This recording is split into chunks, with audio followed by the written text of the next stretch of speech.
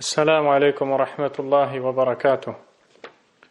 الحمد لله رب العالمين حمدا كثيرا طيبا مباركا فيه مباركا عليه وأشهد أن لا إله إلا الله وحده لا شريك له وأشهد أن محمدا عبده ورسوله صلى الله عليه وعلى آله وصحبه وسلم تسليما كثيرا أما بعد. Chers croyants, ce que nous vivons actuellement nous montre clairement une sagesse que le Créateur subhanahu wa ta'ala veut nous montrer. Ce n'est autre que le fait que la décision divine est inéluctable. En islam, on appelle cela la foi au destin. Le prophète de l'islam, Muhammad ibn Abdullah sallallahu alayhi wa sallam, reçut un jour la visite de l'ange Jibril alayhi salam, qui se présenta à lui sous la forme humaine, capacité qui a été donnée aux anges, pour le questionner sur un nombre de choses parmi lesquelles il lui demanda ce qu'est la foi. Le prophète sallallahu alayhi wa sallam répondit que la foi consiste à croire en Allah, en ses anges, en ses messagers, en ses livres, au jour dernier, et enfin au fait de croire au destin, qu'il soit bon ou qu'il paraisse douloureux ou mauvais. En effet, la foi au destin représente un des fondements essentiels du dogme islamique. On ne saurait être croyant sans croire au destin. Et ce qui se passe en ce moment, chers croyants, est un signe du Tout-Puissant subhanahu wa ta'ala voulant nous montrer une chose, que sa décision est inévitable. Peu importe le degré de nos connaissances, le niveau de notre intelligence, de nos études, c'est quelque chose qui dépasse tout cela. Allah tabaraka wa ta'ala fait ce qu'il veut. Et chaque fois qu'il décide d'une chose, celle-ci devient et existe. Dans son noble livre, subhanahu wa ta'ala, il nous dit wa khalaqa kulla shay'in faqaddarahu taqdira. Il nous dit également inna kulla shay'in khalaqnahu biqadar. Nous avons créé toutes choses avec mesure. Et ceci englobe toutes les créatures. Comme disent les savants de l'islam, Allah Azza wa Jal est le seul créateur et il a donné à chacune de ces créatures sa juste mesure. D'après sa science, il a décidé du moment de l'arrivée et du départ de chacune de ces créatures, sa naissance tout comme sa mort. Il a décidé, subhanahu wa ta'ala, de ce qu'elle allait avoir ou manquer durant sa vie. Il a choisi tout ce qui se passe, et même ce qui ne se passe pas. Tout cela dépend de sa décision, en parfait accord avec sa connaissance immense de toutes choses, et sa sagesse sublime et parfaite, Azza wa Jal, comme c'est d'ailleurs le cas de l'ensemble de ses noms et attributs.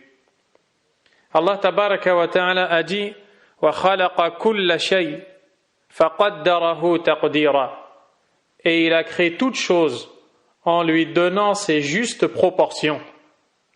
Ainsi, Allah subhanahu wa ta'ala nous appelle par cette épreuve à revenir à notre croyance au destin, en raison de tous les fruits qu'elle comporte dans la vie du croyant. Abdullah ibn Abbas, le cousin du prophète Mohammed alayhi salatu wassalam, wa radiyallahu anhuma, a dit: la foi au destin est ce qui régit le monothéisme. Quiconque croit en l'unicité d'Allah, tout en démentant le destin, aura annulé sa foi en l'unicité d'Allah, subhanahu wa ta'ala. La foi au destin et sa concrétisation produit de nombreux fruits dans la vie du croyant. Il se fera une bonne opinion de son Seigneur, tabaraka wa ta'ala. Il s'en remettra à lui, car rien ne se produit sur terre, en mer et au ciel, indépendamment de la volonté d'Allah, Azza wa Jal, le maître créateur, aux attributs les plus parfaits, aux noms les plus beaux. La faible créature ne connaissant pas Allah, Azza wa Jal, pense que ces choses sont insignifiantes, c'est-à-dire que dire qu'Allah a décrété toutes choses alors qu'il existe des choses qui à leurs yeux sont insignifiantes serait quelque chose d'insignifiant. Et cela est en réalité dû à leur profonde ignorance. Nous disons et nous affirmons bel et bien qu'absolument toute chose a été décrétée et qu'il y a des sagesses derrière toute chose décrétée par Allah subhanahu wa ta'ala. Sauf que certaines nous échappent, d'autres nous sont connues. Les bonnes choses comme les mauvaises sont décrétées par Allah Azza wa Jal, si ce n'est que le mal ne provient pas d'Allah Azza wa Jal. Ce qui provient de lui est bon, car il y a toujours un résultat bon dans ce qu'il a décrété, subhanah. Il arrive que certains disent, s'il y avait vraiment un créateur, il n'aurait pas décrété tout ce qui se passe dans le monde comme difficulté, comme calamité, comme problème, et ainsi de suite. En réalité, cette phrase en dit long sur la méconnaissance d'Allah chez ces personnes. Si elles étaient clairvoyantes, elles auraient vu dans toutes ces choses combien est parfait et sage le Seigneur créateur Azza wa Jal, car il décide que se produisent des choses qu'il n'aime pas forcément en vue d'obtenir un résultat qui lui est aimé. Et c'est extrêmement important que de comprendre ça. Et le fait de passer par ces calamités, telles que celles que nous vivons, produit des résultats qui sont justement des choses aimées par Allah, subhanahu wa ta'ala. Ne voyez-vous pas, à titre d'exemple, qu'Allah, exalté soit-il, a prescrit le repentir et la demande de pardon auquel il a rattaché d'énormes récompenses? Nombreux sont les versets du Coran où Allah subhanahu wa ta'ala appelle les gens à se repentir, appelle les gens à lui demander pardon, en leur promettant en échange tout ce qu'ils souhaitent et bien plus encore. Mais comment se repentir si ce n'est d'un péché commis? Allah tabaraka wa ta'ala va donc décréter cette chose qu'il n'aime pas forcément afin de te conduire vers ce qu'il aime, à savoir ici le repentir, la demande de pardon. C'est en cela qu'apparaît clairement la sagesse d'Allah Azza wa Jal. Il se peut même que l'on devienne meilleur après avoir désobéi à Allah, bien que désobéir à Allah n'est pas une bonne chose. Ne voyez-vous pas qu'Allah, exalté soit-il, a prescrit l'acquittement de l'aumône, zakatul mal, et comment accomplir cet ordre de s'acquitter de l'aumône sans que ne soit décrétée la présence de gens pauvres ayant droit à cette aumône? N'est-ce pas qu'Allah tabaraka wa ta'ala a prescrit l'endurance dans les difficultés à laquelle il a rattaché les hauts degrés de la foi et de sa récompense? Et comment atteindre tout cela sans qu'il ne décrète ces situations, certes difficiles, mais qui au final conduisent à ce qu'Allah aime, à savoir l'endurance. D'ailleurs, les pauvres parmi les croyants seront les premiers à entrer au paradis, incha'Allah. Ceci car ils auront moins de comptes à rendre que les riches. On pourrait en réalité s'étaler sans fin, mes chers frères et sœurs, sur ce sujet. Tellement la sagesse d'Allah, subhanahu wa ta'ala, est parfaite. Ainsi, tout ce qui se passe sur terre n'est pas la preuve de l'inexistence d'un Seigneur, mais plutôt la preuve éclatante de son existence et de sa perfection. Car si tous les gens s'acquittaient de l'aumône qu'il a prescrit, il n'y aurait plus un pauvre. Si les gens craignaient Allah, il n'y aurait pas de meurtre. Si les gens s'entraidaient dans la foi authentique, il n'y aurait pas d'animosité entre les gens, etc. Tout cela est donc la preuve que ce qui nous arrive est dû à notre abandon de ses ordres. Et justement, pour nous rappeler à lui, subhanahu wa ta'ala, il va décréter ces choses. D'où l'importance de la foi au destin. N'est-ce pas qu'il a prescrit à chacun parmi les croyants et chacune parmi les croyantes une prise de conscience, de se remettre en question sur leurs faiblesses, leurs manquements, leurs besoins qu'ils ont de se rattacher à lui, et le fait qu'ils ne pourront jamais atteindre la foi complète sans se conformer à ses ordres. Il a alors décrété ces épidémies, comme celles que nous vivons, afin de faire éclater et apparaître au grand jour toutes ces sagesses, et plus encore. Mais encore une fois, seuls les doués de raison comprennent ces messages. D'où la parole de Abdullah ibn Abbas, qu'Allah l'agrée, ainsi que son père, lorsqu'il a dit « La foi au destin régit la foi en l'unicité d'Allah ». Ainsi, le croyant est apaisé par sa foi au destin. Le prophète sallallahu alayhi wa sallam a dit « Kataballahu maqadir al-khalaiq min qabli an yakhluqa as-samawati wal-ard bi 50 alf sana » Allah a écrit la destinée des créatures 50 000 ans avant d'avoir créé les cieux et la terre, subhanahu wa ta'ala. Tout ce qui se produit est décrété, est voulu, est connu, est écrit et est créé par Allah, subhanahu wa ta'ala. Cette croyance doit être enracinée dans le cœur, à tel point où le prophète alayhi salatu wassalam a dit « Li kulli shay'in haqiqah » وما بلغ عبد حقيقة الإيمان حتى يؤمن بأن ما أصابه لم يكن ليخطئه وأن ما أخطأه لم يكن ليصيبه. À chaque chose, une réalité. Et un serviteur n'atteindra pas la réalité de la foi jusqu'à ce qu'il sache que ce qu'il a atteint n'aurait pu le manquer et ce qu'il a manqué n'aurait pu l'atteindre. Chaque malheur a été décrété par Allah subhanahu wa ta'ala. Et dans cette croyance, il y a d'énormes fruits, dont nous allons évoquer certains, incha'Allah.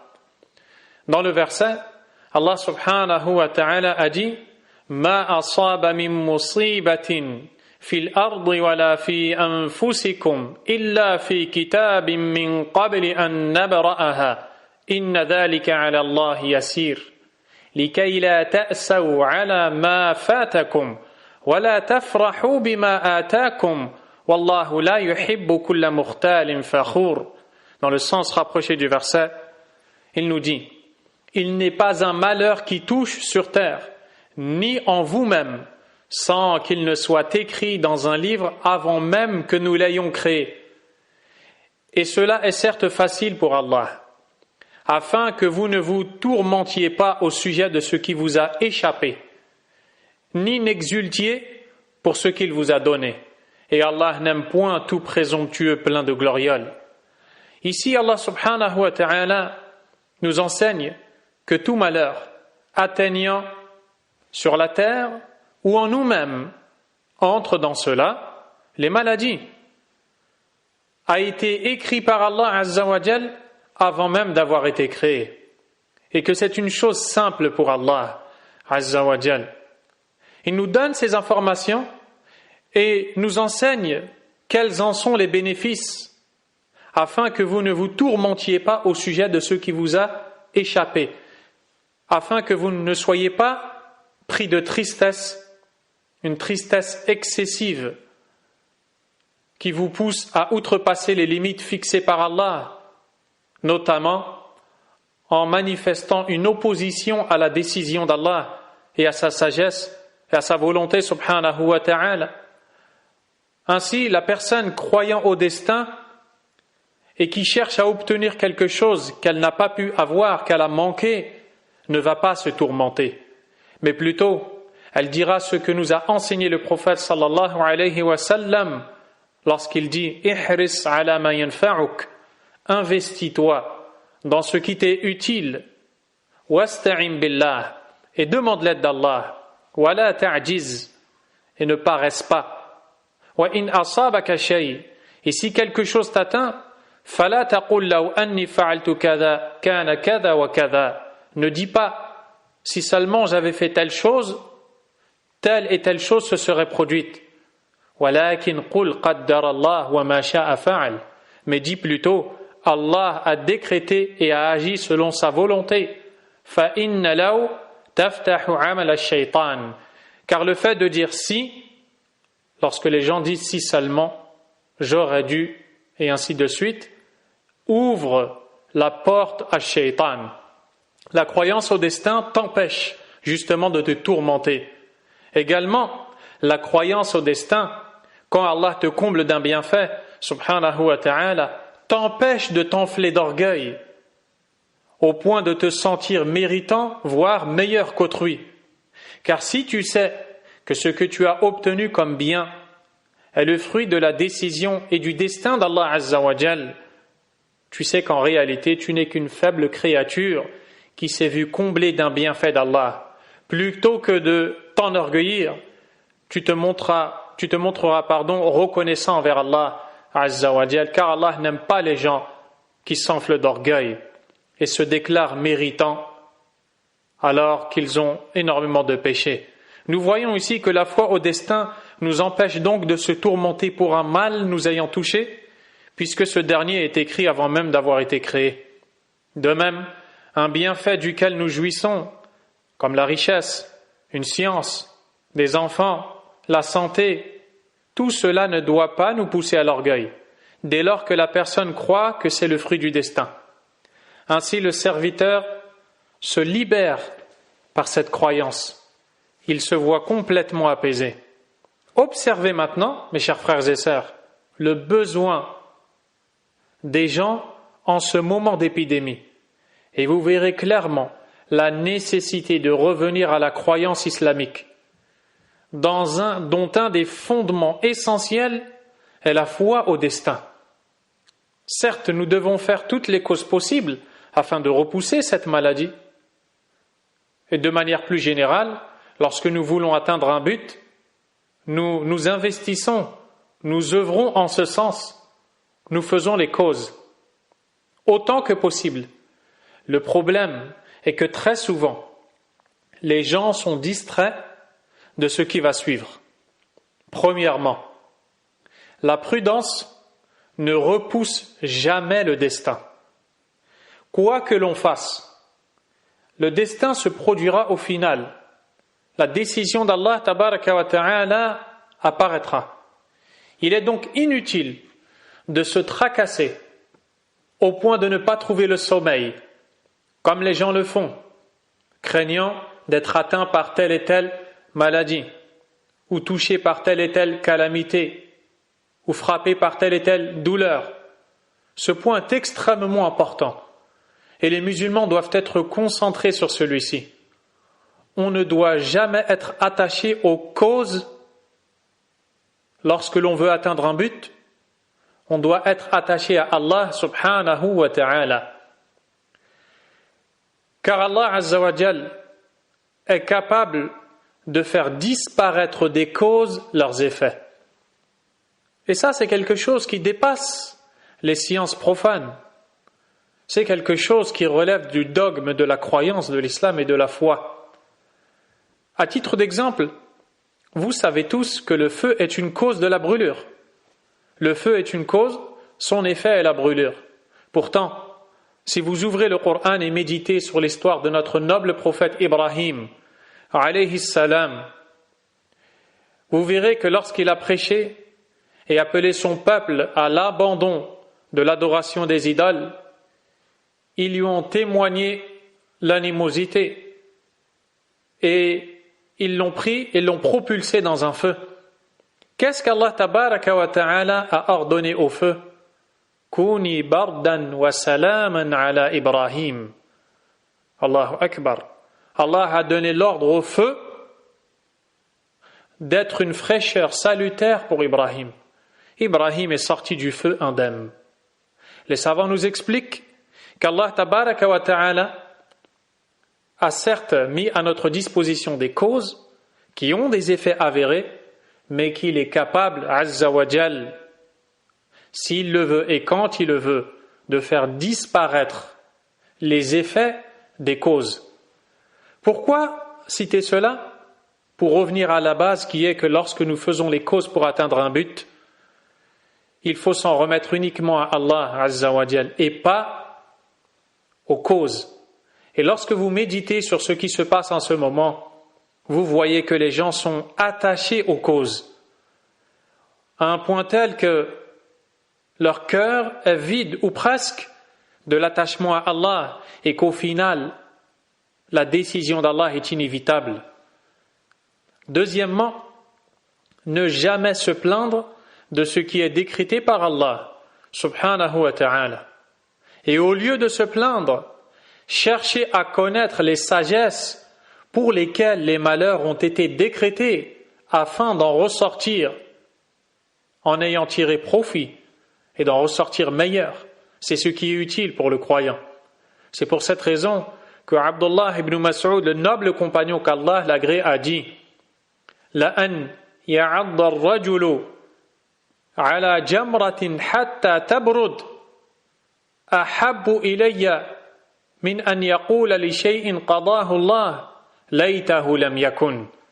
Écoutez ces paroles inestimables. Il dit qu'un homme morde une braise ardente jusqu'à ce qu'elle se rafraîchisse est meilleur pour moi que de l'entendre dire d'une chose décrétée par Allah si seulement cette chose n'avait pas eu lieu. Voilà comment ils ont été éduqués, à ne pas se plaindre face au destin d'Allah tabaraka wa ta'ala. Troisièmement, être convaincu qu'il n'arrivera que ce qui est décrété par Allah subhanahu wa ta'ala. Allah azza wa jalla a dit قُلْ لَنْ يُصِيبَنَا إِلَّا مَا كَتَبَ اللَّهُ لَنَا هُوَ مَوْلَانَا وَعَلَى اللَّهِ فَلْيَتَوَكَّلِ الْمُؤْمِنُونَ. Dis, ne nous atteindra que ce qu'Allah nous a décrété. Il est notre protecteur. C'est en Allah que les croyants doivent placer leur confiance. Et cela nous pousse à agir en ce sens et à ne pas être une radio, comme c'est le cas de beaucoup de gens malheureusement, qui propagent tout ce qui se dit ici et là dans les réseaux sociaux, craignant la mort, la maladie, alors que notre mort est décrétée par Allah. Elle est inévitable, notre terme est fixé. La façon de notre mort est décrétée. Ce n'est pas à ça qu'il faut s'attacher, mais ce à quoi il faut s'attacher, c'est comment vais-je rencontrer Allah subhanahu wa ta'ala. Et lorsque vous méditez sur le comportement des gens, vous voyez qu'il y a une très grande défaillance. D'où l'importance de revenir à la fois au destin. D'ailleurs, vous avez entendu lors d'une intervention précédente le hadith où le prophète alayhi salatu wassalam avait dit « Il n'est pas une personne présente alors que se déclare la peste qui reste dans sa demeure faisant preuve de patience et espérant la récompense, sachant qu'elle ne sera touchée que par ce qu'Allah lui a été décrété, sans qu'elle n'ait l'égal de la récompense du martyr. » Le musulman fait travailler sa foi au destin, et sa foi au destin le libère. Quatrièmement, lorsque l'on dit qu'il faut croire au destin, cela ne veut pas dire qu'il faut abandonner les causes et qu'il faut délaisser le fait de prendre des précautions et imputer cela à l'islam au nom de la confiance en Allah subhanahu. Ceci est complètement faux. Au contraire, quelqu'un qui place vraiment sa confiance en Allah tabaraka wa ta'ala va faire toutes les causes pour atteindre un but, tant que ces causes sont licites. La différence, c'est que quand il va faire toutes ces causes, il ne va pas s'attacher à ces causes au final. Il va s'attacher à Allah, subhanahu wa ta'ala. Beaucoup de versets, beaucoup de hadiths nous incitent à faire les causes, notamment pour se soigner ou pour la subsistance et d'autres choses encore. Je clôturerai ma parole avec un hadith du prophète alayhi salatu wassalam montrant la situation du croyant quand il est touché par quelque chose qui l'attriste et qui le peine. Le prophète alayhi salatu wassalam a dit Ma asaba abdun qattun hammun wala huzn faqal Allahumma inni abduk ibnu abdik ibnu amatik nasiyati biyadik madin fiya hukmuk adlun fiya qada'uk as'aluka bikulli ismin huwa lak sammayta bihi nafsak أو أنزلته في كتابك أو علمته أحدا من خلقك أو استأثرت به في علم الغيب عندك أن تجعل القرآن ربيع قلبي ونور صدري وجلاء حزني وذهاب همي وغمي إلا أبدل الله همه وغمه إلا أذهب الله همه وغمه وأبدله مكانه فرحا قالوا يا رسول الله أفلا نتعلمهن قال بلى ينبغي لمن سمعهن أن يتعلمهن. Écoutez ce récit du prophète alayhi salatu wassalam qui nous dit il n'est pas un serviteur qui soit attristé ou peiné et qui ne dise ô Allah, je suis ton serviteur, le fils de ton serviteur, le fils de ta servante, mon toupet est dans ta main, ton jugement à mon sujet s'est accompli, ton décret me concernant n'est que justice. Je te demande par tous les noms qui sont les tiens, par lesquels tu t'es nommé, ou que tu as enseigné à une de tes créatures, ou que tu as révélé dans ton livre, que tu as gardé pour toi dans la science de l'invisible, que tu fasses du Coran la rivière de mon cœur, la lumière de ma poitrine, la dissipation de ma tristesse et de mes peines ou de mes préoccupations, sans qu'Allah ne fasse disparaître ses préoccupations et ses soucis, et ses tristesses, et les lui remplace par une joie. Et dans une autre version, et les lui remplace par une délivrance. Les compagnons dirent « Ô messager d'Allah, ne devrions-nous pas apprendre ces paroles ?» Il répondit « Bien sûr, il convient à quiconque les entend de les apprendre. Ainsi, je vous incite, chers musulmans, à apprendre ces paroles. » Et ce hadith est rapporté par l'imam Ahmad d'après Abdullah ibn Mas'ud radiyallahu ta'ala anhu, et il a été authentifié par les savants du hadith tels que l'imam al-Albani, qu'Allah lui fasse miséricorde. Vous pourrez facilement le retrouver dans les recueils d'invocations tels que, je pense, Sahih al-Adhkar, le compilé d'invocations authentiques basé sur les travaux de l'imam al-Albani rahimahullah ta'ala. Ainsi, le croyant qui place sa confiance en Allah parce qu'il croit au destin est libre. Il est libre et sa réaction face à tout ce qui se passe n'est que de constater la perfection d'Allah et la sagesse d'Allah subhanahu wa ta'ala. Allah est plus savant, qu'Allah tabaraka wa ta'ala nous guide dans le droit chemin, nous pardonne nos fautes et guérisse nos frères et sœurs qui sont touchés par cette maladie, tout comme nous lui demandons de nous accorder une issue favorable dans toutes nos entreprises. Allah est plus savant. Wa sallallahu wa sallam wa baraka ala nabiyyina Muhammad wa alihi wa ashabihi ajma'in.